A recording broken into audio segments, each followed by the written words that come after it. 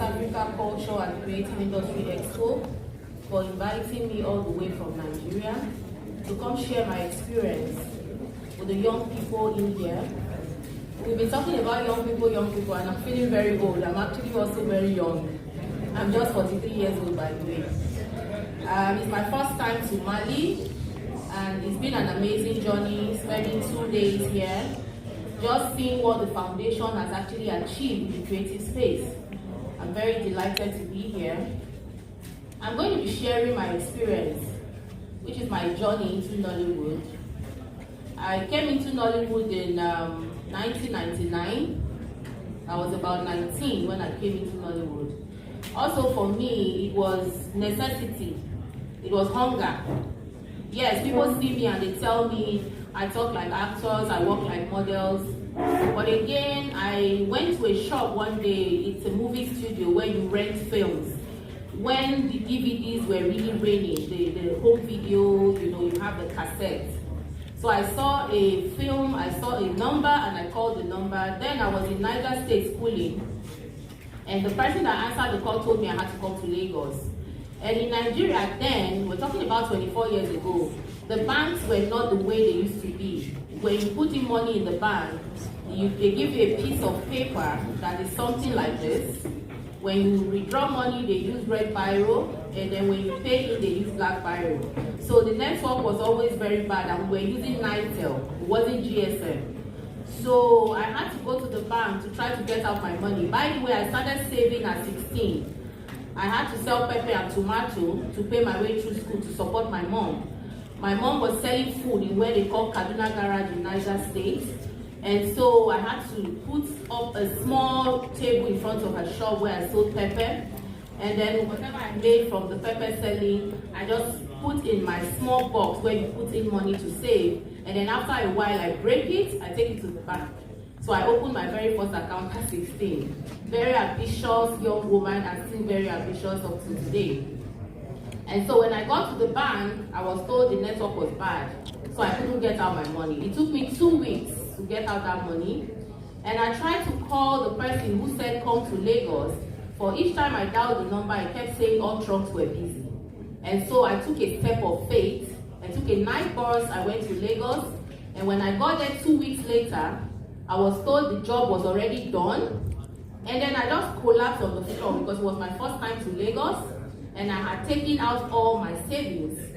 And so the guy said to me, they were doing another job in a state called Enugu in Nigeria, if I could go. And I said, yes, I could go. So I took another night bus that same day, and I went to Enugu. When I got there, I was just an upcomer. I had never been in front of the camera before, so they didn't provide hotel for me or anything. I was paying my hotel bill, so I got somebody who decided to pair with me, and then we were paying 600 naira each then for this hotel. And I met the director, I told him I was sent to him, and then 4 days later, feeding myself, paying for my hotel room and all, the director then said to me, we're going to be taking your scene today, but it is what I call executive water pass. It means I'm not going to talk, but I'm going to be mourning somebody, I'm going to be crying. And so the man asked me, can you cry? And before he even finished asking the question, I started crying. The whole place was filled. And he said, no. I said, no, I can cry. I've suffered so much. My parents, my mom has actually really suffered. So for me, tears is just for me to remember something and it triggers it. And so we did that scene, one take, and everybody was like, one take for the first time, you're going to make it in Nollywood. And I was paid 3,000 naira. That is the reason I like telling this story. I spent 25,000 naira and I was paid 3,000. But what that did for me was to set me on the journey. And it's a journey I'm still on. And I met people, I took their numbers, so I went back to school. So for any time I want to come to Lagos, I will call them, is there auditions and all of that, they tell me, and then I come. So it means I won't come to Lagos and not do anything. And I saw that acting was not really putting the food as I really want on the table. I started dancing. And so I did musical videos for artists, Tony Tetila, Idris Abdul Karim, Askel, Pasuma Wonders. These are big names in Nigeria. And that wasn't enough. I started modeling. So I was doing runway model. I did modeling for Benson and Hedges, for Star, for Globalcom, so many organizations. And in 2006, when I had my son, I stopped dancing and I stopped doing runway modeling. And then I started producing. So I've been there in Nollywood, I've done that, I've seen 99, what is 100. And so sometimes when young people come to Nollywood and they just want to make it today, I tell them it is not possible. If you want to make it today, when you enter Nollywood, it means you're going to prostitute, it means you're going to go into 419, it means you're going to steal. But if you follow the rope, are you going to make money in the sector eventually? Yes, you're going to make money. There's a lot of money to be made in Nollywood, but you must be patient. Nollywood is a very funny space. The creative sector generally is a funny space. There's a lot of competition. There's a lot of things you're going to lose if you lose focus. You must remember why you are here. What is the reason? Why did you come here in the first place? And that keeps ringing in my head. I came here because I wanted to give a better life to my family. Did I come here to prostitute? No. Did I come here to show off wealth? No. Did I come here to compete with people? No. So you must constantly tell yourself that to keep you on your toes. And that's what has kept me.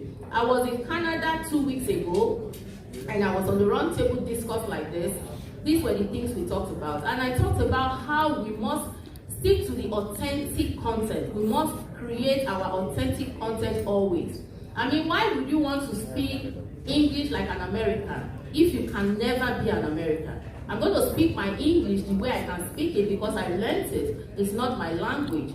Now, the white folks, they like it when they see our authentic original films. And so it's better when you do those films. And if you go on Netflix today, you see the movies that are making waves are those movies that are traditionally done. Are those movies that are talking about our culture because people want to know. You can't leave your culture behind and start selling a white man's culture. It's not going to fly because you don't know their culture more than they do. So we have to stick to what is our own. And I keep saying this everywhere I go. And the bulk of the reason why the young people come into the creative space and not make it is because of competition. Is it good to compete? Yes, but healthy. You want to make a movie because Queen made the movie. Do you have what it takes to make that movie? Can you afford it? You have to ask yourself. Don't do it because I did it. You want to drive a big car because I'm driving it. Do you know where I got the money? No. You have to stick true to yourself. And so for me, moral is very important. Don't sell your dignity on the altar of wealth. You know why? Money will come. I don't chase money. Money chase me. I am one person who, if you look at my space, with the kind of level I am in Nigeria, I'm supposed to have millions of followers on social media. But I have only thousands. On Facebook alone, I have about 100,000 followers. I'm supposed to have millions. Why would they not follow me like bills? It's because I don't show nudity on my space. I don't show wealth on my space. Whatever money I have is in my pocket. I don't need to frustrate people because one thing with our people is that for any Instagram page they open and they see cars, they see wealth, they go depressed. I'm thinking, why are you going depressed? This person must have just eaten maybe gari and has gone to take a picture of jollof rice. He cannot even afford and put it there. The social media is so fake. If you follow it, you're going to have hypertension. And so I always tell people, somebody sent me a message some days ago and she said to me, Queen, you wear boo-boo too much. Pack all those boo-boo out, you are a leader, dress smart, you have a banging body. And I'm thinking, I am a world-class leader. I want to stand in front of people and talk and not pay attention to what I'm wearing. Now I'm sitting here, I'm sitting so comfortably, I'm not bothered if my skin is showing because I know it's not showing. And so I can talk to anybody and look at them in the face, knowing that they are not staring at my body. So why do I want to wear tight clothes when I know that I'm going to be adjusting myself and then I'm forgetting what I'm going to say? Because people want me to do it. So the creative industry is that space where everybody has an opinion. But what is your own opinion? Your own opinion matters a lot. And again, for producers who want to come into the creative space to make movies, what I always tell people is, when I did my first movie 14 years ago, I took a loan from a bank. I finished paying that loan before I was able to sell the film. So I advise people not to take loans because you're going to get into trouble. What you need to do is to gather yourself together. If you have, for instance, 10 friends and you want to shoot a movie with $10,000, have each friend bring $1,000. Come together and share the risk and share the profit. But the problem we have in Africa is everybody wants to make that profit alone. They don't want collaboration. And that is where the problem is. But I'm saying that in collaborating, you get the best and you reduce your risk. If you do not make the $10,000 you invest, you're not going to die because you invested only 1,000. And everybody is just going to figure out what they need to do and move forward. But if you invest the whole 10,000, supposing you sell your land and the movie does not make money, what do you do? And let's face the fact, creative industry is one place where you can make a movie and not be able to tell whether it's going to make it. A good movie might not make it, a bad movie might make it, a bad movie might not make it, a good movie might make it. So when you are in a profession that is it's like gambling, you have to gamble with yourself. So collaboration is very, very key. So I want to advise everyone sitting hearing me right now